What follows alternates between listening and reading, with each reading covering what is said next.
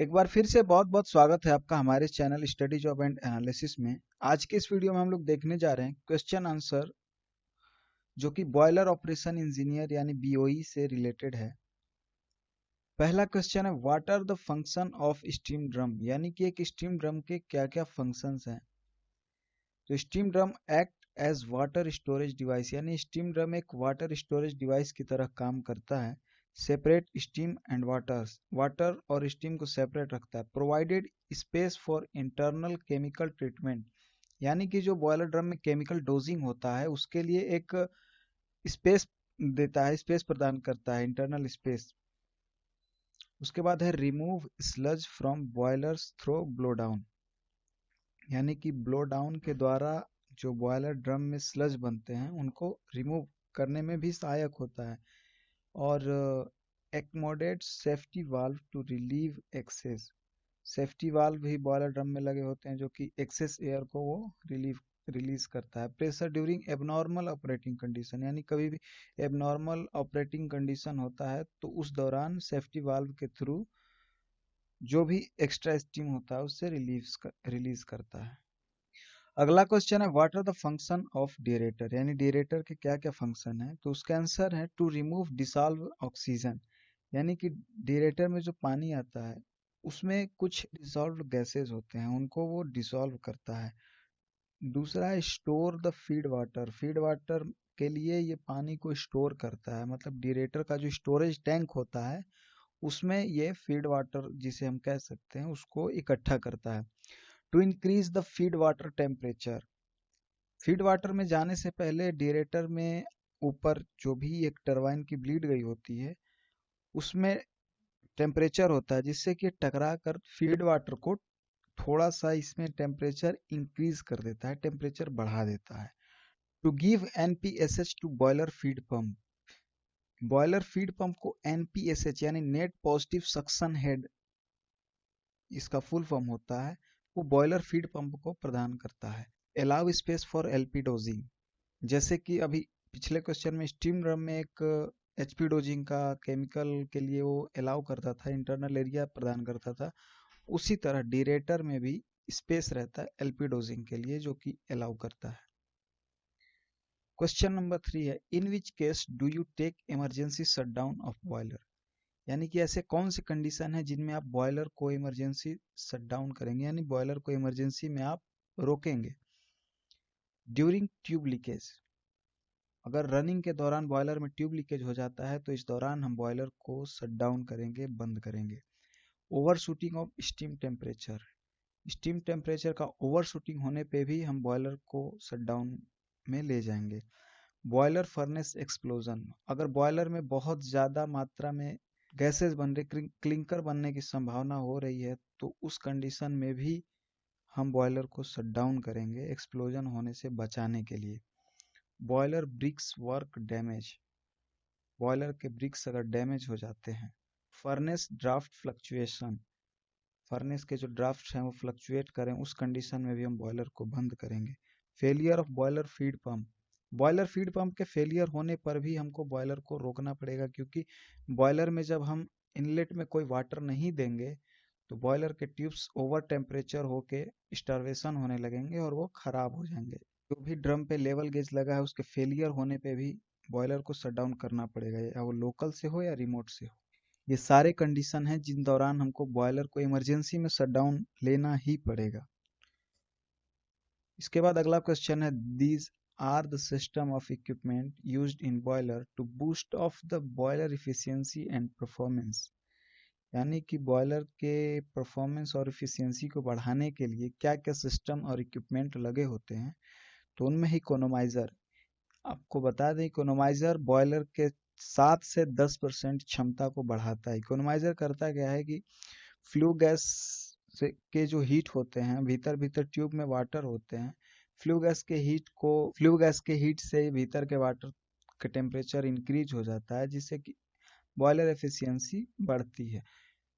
दूसरा super heater, super heater भी boiler efficiency और परफॉर्मेंस को बढ़ाने के लिए काफ़ी मददगार होते हैं। उसके बाद है एयर प्री हीटर जिसको कि एपीएच भी कहा जाता है, एपीएच में भी वही प्रोसेस है।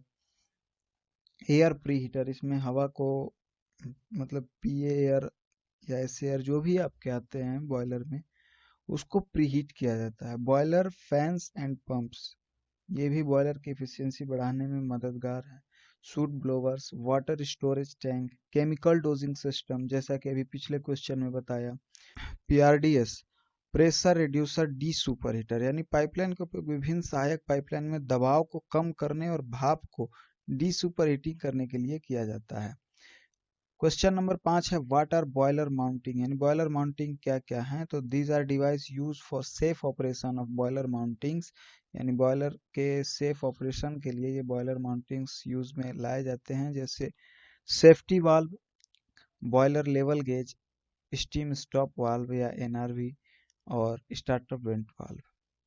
क्वेश्चन नंबर 6 है what is the velocity of flue gas are various zone of boiler, यानी बॉयलर के अलग अलग जोन में फ्लू गैस का वेलोसिटी क्या होता है। तो फर्नेस में 1 से 2 मीटर प्रति सेकेंड, सुपर हीटर में 2 से 4 मीटर प्रति सेकेंड, इकोनोमाइजर में 6 से 7 मीटर प्रति सेकेंड, एपीएच में 8 से 12 मीटर प्रति सेकेंड, और ईएसपी इनसाइड ईएसपी के भीतर 0.75 से 1 मीटर प्रति सेकेंड, और आईडी फैन के इनलेट में 13 से 16 मीटर प्रति सेकेंड का वेग होता है, वेलोसिटी होता है। क्वेश्चन नंबर 7 है what is the excess air required for combustion, bagasse, coal, gas, oil और वुड, यानी कि बगास, कोल, गैस और ऑयल और लकड़ी को जलाने के लिए जो एक्सेस एयर की क्या रिक्वायर्ड है।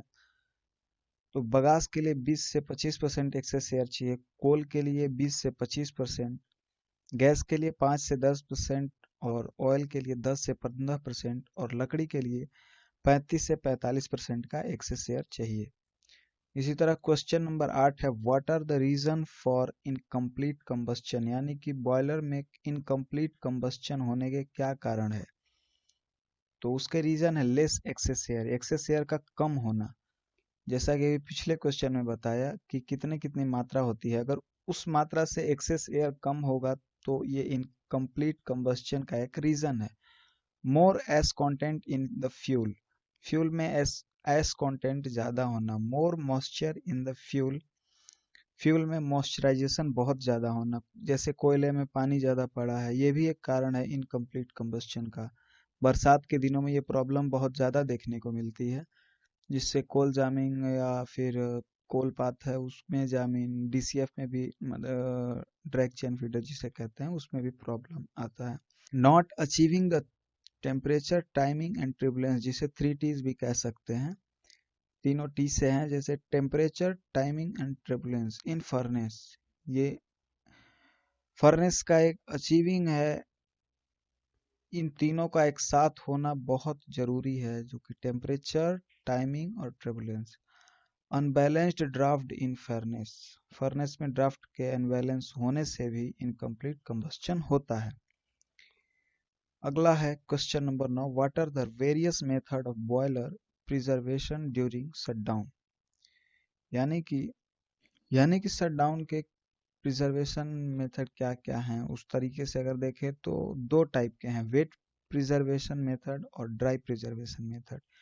वेट प्रिजर्वेशन मेथड में क्या होता है कि इसमें बॉयलर को नीचे जैसे लिखा है used for stand by boilers and they should be available from immediately use.